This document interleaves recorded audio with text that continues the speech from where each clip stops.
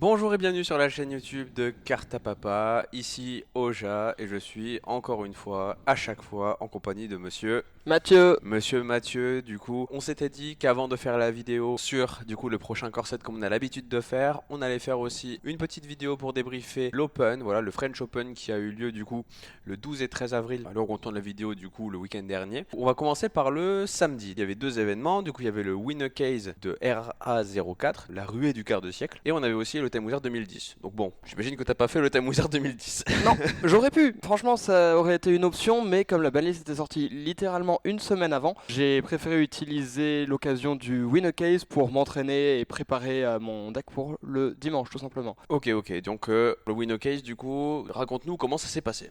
Plutôt bien en règle générale. J'ai fait un score de sur 9 rounds, donc 7-1-1, donc 7 wins, une lose, une draw. La défaite, malheureusement, c'est ma faute, j'ai fait une erreur. La draw, c'est à la dernière round, j'ai pas eu le choix, j'ai pas eu de chance. Et tu jouais du coup le deck. J'ai joué Fire King Ryzil, qui est le même deck que j'ai joué dimanche après. Mhm. Malheureusement, ça s'est beaucoup moins bien passé le dimanche. Du coup le samedi tu finis exactement combien? 8ème. Huitième, top 8 aux portes. Du coup t'as pu avoir des lots quand même. J'ai pu avoir deux petites displays tranquillement. Ok, stylé. Mais le dimanche, j'ai malheureusement eu un peu plus de malchance et j'ai aussi eu des parties où j'ai mal joué. Donc j'ai fait le dimanche un score de 7-3, donc 7 victoires, 3 défaites, Mhm. dont deux où je pense que je pouvais pas faire grand chose et une où j'ai clairement mal joué. Tu sais combien exactement t'as fini le dimanche? Non, j'ai pas regardé. J'aurais regardé si j'étais en train de faire la course au point pour les Playoffs des Worlds, parce Mhm. que même si j'avais eu 2 ou 3 points, ben, ça m'aurait intéressé de savoir que je les ai eus.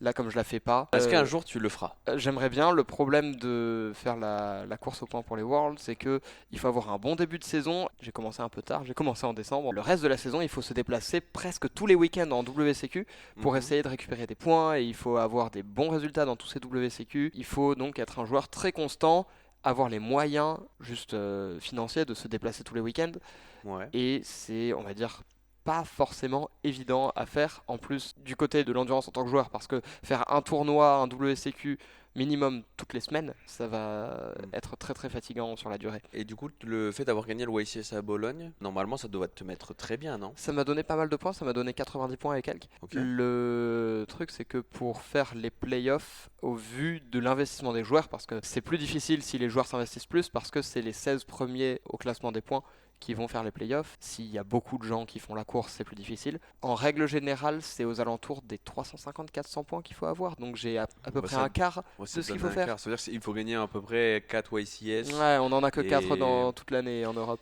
donc c'est les oui, WCQ et les Open qui vont faire la différence. bientôt il y a aussi le CDF. Il y a le CDF qui arrive, ça va être vraiment très très cool. Évidemment, j'ai commencé ma préparation depuis quelques heures. Ouais, parce que du coup ce sera le même format que celui de l'Open du coup. Non, on aura Aline. Ah non, pardon, le même format, la même banlist, j'en ai par là. Oui, effectivement, il va y avoir du coup Aline avec les Les nombreux nouvelles decks, cartes qu'on va les présenter, nouvelles n'hésitez cartes qu'on va présenter dans la vidéo que vous avez normalement déjà vue.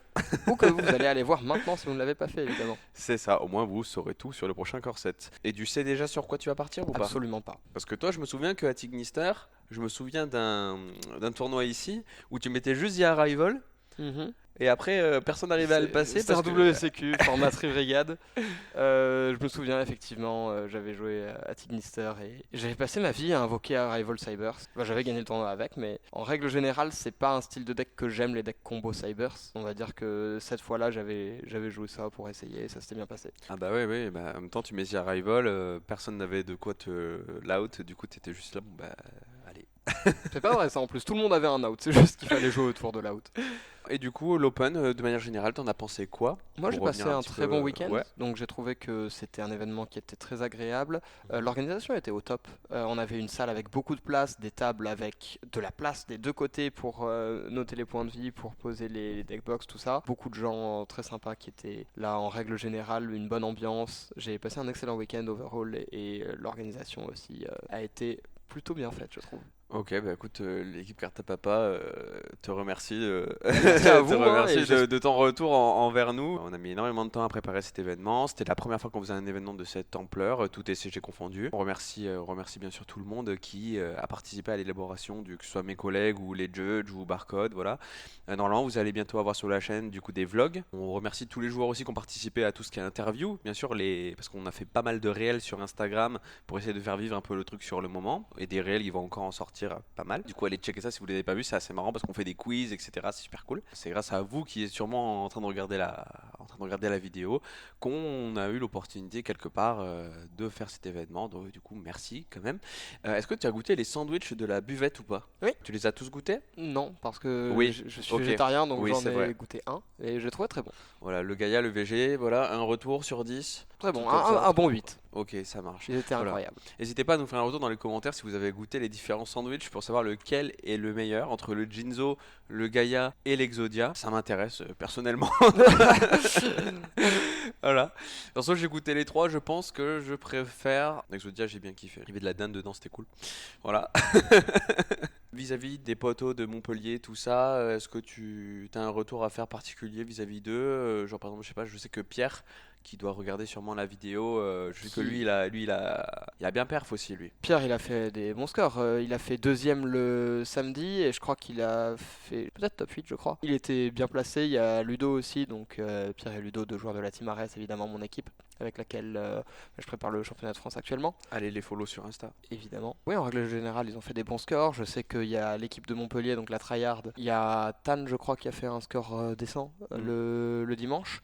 Ouais, il me semble qu'il y avait aussi Bastien qui était. Bastien, c'est vrai. Bastien, Ouais, il était en X2 en dernière round parce qu'il a joué contre Ludo justement à la dernière. Il a perdu, mais avant ça, il était dans un très bon score avec Blue Eyes. Donc franchement, GG à lui aussi. GG à vous les gars d'avoir fait du coup des résultats durant cet Open.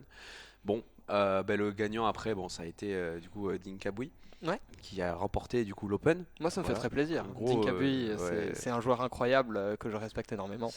Félicitations à lui, hein. C'est un joueur que tu connaissais, Ah, que tu suivais? c'est un joueur que je connais de nom, mais c'est un joueur qui est quand même très très connu dans la communauté pour être un des joueurs qui est capable de faire les meilleurs résultats avec les decks les moins attendus. C'est quelqu'un qui est quand même très très fort au jeu en général. Là, le deck qu'il a joué ce week-end en plus, c'est Fire King, donc comme moi. Ah, On n'a pas joué la même variante, mais c'est un deck que je trouve extrêmement stylé et agréable à jouer et à jouer contre, qui est très sain pour le jeu en règle générale. Franchement, le fait qu'il ait gagné avec ça, c'est très cool. On parlera pas trop de ses match-ups, mais GG à lui quand même, il a absolument pas démérité. eh oui, GG à toi, Dinkabui, pour cette victoire. Je pense pas qu'il regarde la vidéo. Parce Je que pense bon, pas non plus. je pense pas qu'il parle trop français, mais bon, on peut activer les sous-titres. Je pense que ça doit être possible. Bon, bah écoute, merci Mathieu pour ce retour. Merci à vous qui nous regardez. N'hésitez pas à vous abonner, bien sûr, à la chaîne YouTube Carta Papa. Allez nous follow sur Instagram, on va faire des réels, etc. Où vous apparaîtrez sûrement si vous avez déjà été, parce que j'ai fait pas mal d'interviews, etc. Du coup, vous apparaîtrez dans ce vlog. N'hésitez pas à vous abonner sur YouTube, Instagram, sur Facebook.